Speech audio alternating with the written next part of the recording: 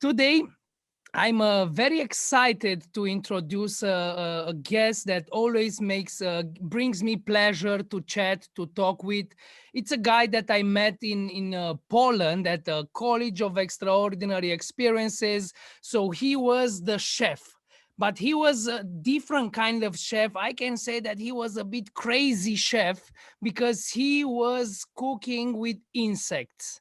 My next guest, it's from Venezuela, the south part of Venezuela, from the Amazonian forest. So he's a bit wild, even though he's living in Copenhagen and working at a very nice restaurant. He's a very experimented chef, but he's playing with the insects. He tries to bring a bit from the Amazonian soul to the cities. Let me introduce you my next guest, Lui Duende. Lui, thank you very much. Thank you, Mr. Paul, for coming into my docu, and it's Thank a you for pleasure to have inviting you me. here. Thank you very much for inviting. It's a big, always a pleasure.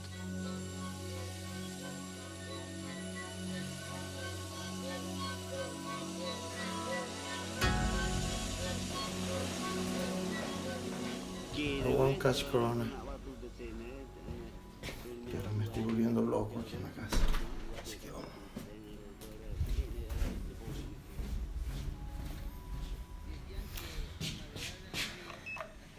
Sí, tengo que salir de la casa porque de verdad que ahorita, como está la vaina, me estoy volviendo loco.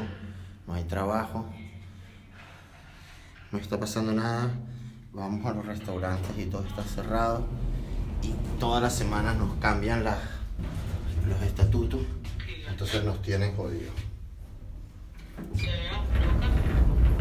Que aunque no nos guste decirlo, la economía es lo que nos mantiene a todos activos.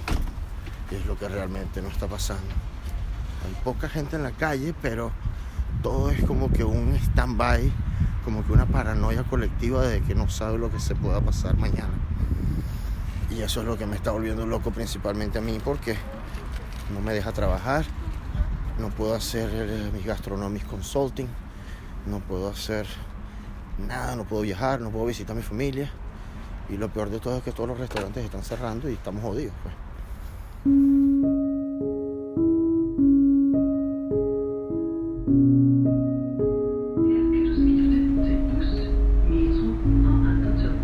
Desde chamo y viniendo de un entorno selvático, aislado y siempre básico.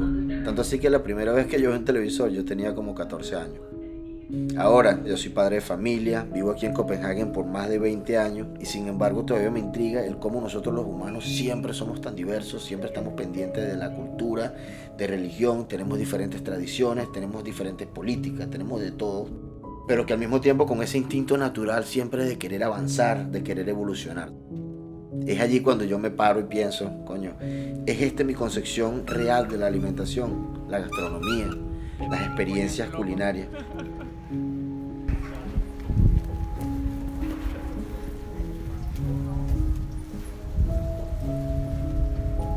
Aquí vamos para la filmación. La vaina está vacía, está cerrada, pero contra viento y marea hay que hacer. Esa es una frase que tenemos que usar. Hay que hacer. A lot to be done. ¿Cómo puedo rediseñar yo una rutina laboral que sea de una forma sostenible? No solo para sobrevivir y adaptarnos a esta pandemia, sino para estar preparado para cualquier situación a futuro. Y de esta forma transformando nosotros mismos en una cultura autopensante. Y por supuesto, gastronómicamente hablando, en una cultura ideal.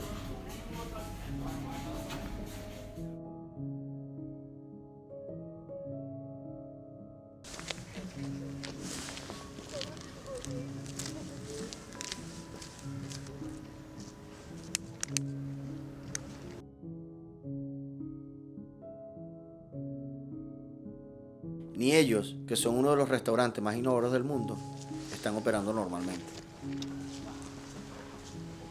Es tan jodido este Corona 19 que me ha obligado a reestructurar mis proyectos y que al mismo tiempo realizar sueños que por muchos años tuve en mi mente y poder contar millones de historias mediante mis documentales, Film School y a Coma ya.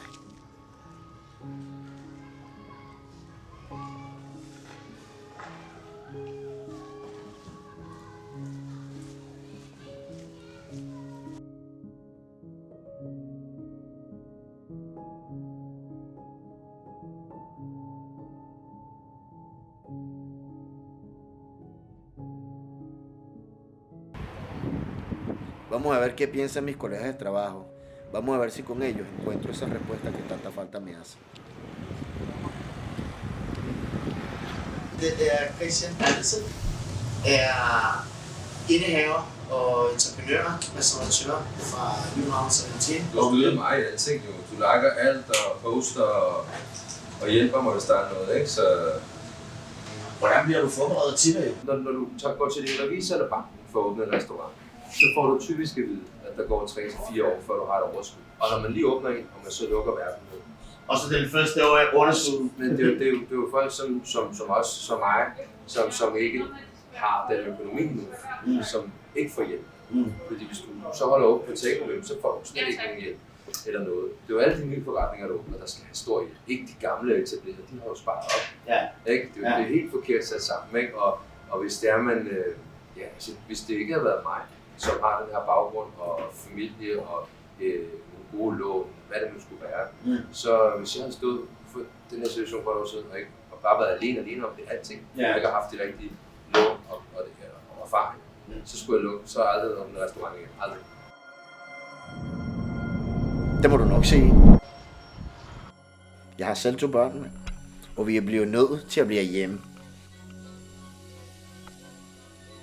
Jeg har selv lukket mit eget business, og ikke kun det.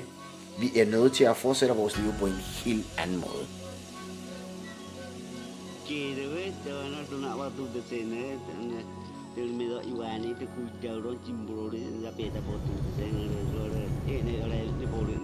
When everything started, nobody believed that this thing can be something global. I was on the peak, I can say. I opened my own hospitality consulting agency, and I remember before coronavirus started, we just signed the biggest contract in the company, and we had another consulting to a hotel. We almost signed that contract.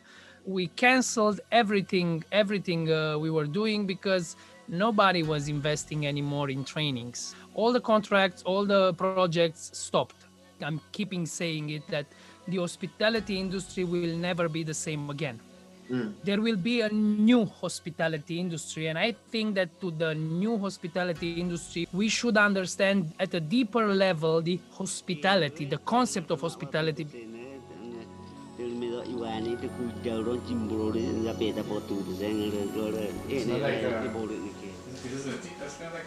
Yeah, the vanilla kind of stuff. Yeah, exactly.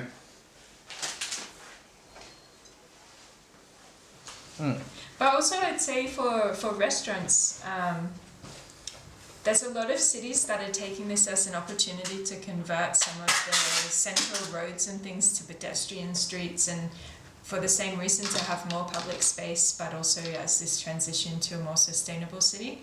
And I think that means you would see a lot more focus on outdoor dining, and for a combination of reasons, because the space will be there then.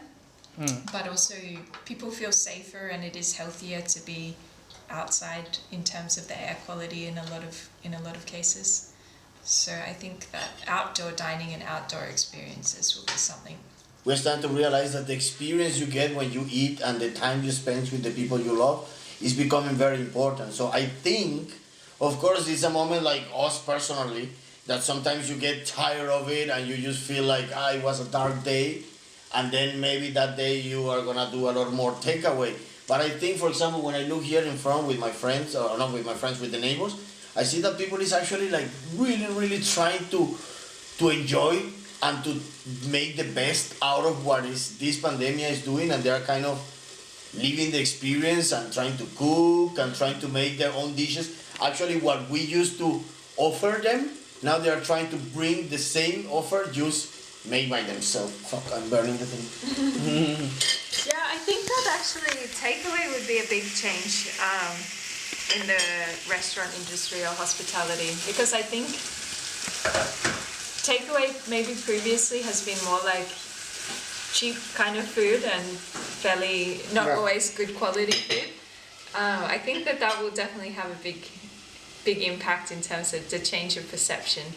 It is possible, but it has to be also with the help of the architects. They are still trying to adapt, and they are still trying to give the same experience and the same dishing and the same plating to the guests. Then they tried to do the same, but they did it online, and then they sold like, I think it was something like 500-600 cubeara, you know, like dishes. And then the people, imagine, Christmas night, 24th of December, Jule after, and it was like a camp, store motherfucking, you know, like a super huge line used to get a takeaway gourmet food.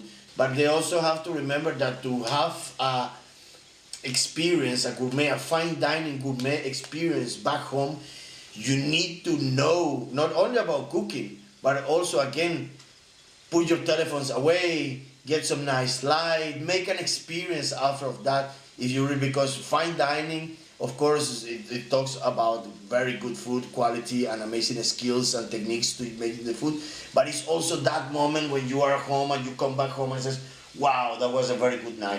But you have to be careful and know that the service we were doing in the hospitality and restoration is being not unique, but it's more difficult to bring to home because it depends a lot of the personal skill and the personal engagement you connect between the guest and yourself, and that is exactly why we have to see what we're going to do now.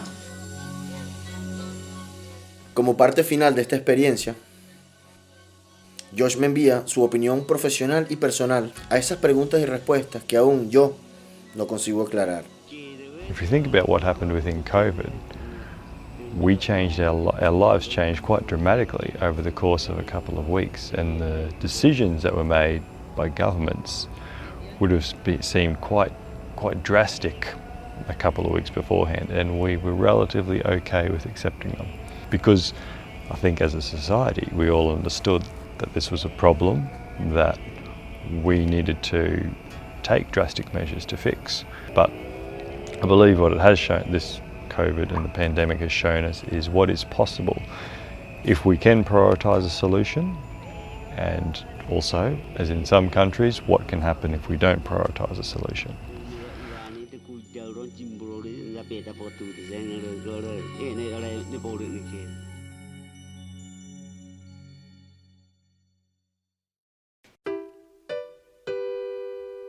We want to live in a sustainable city.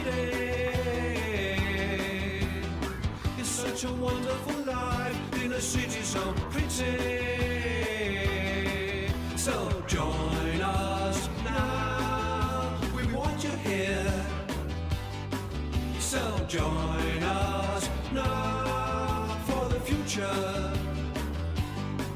So join us.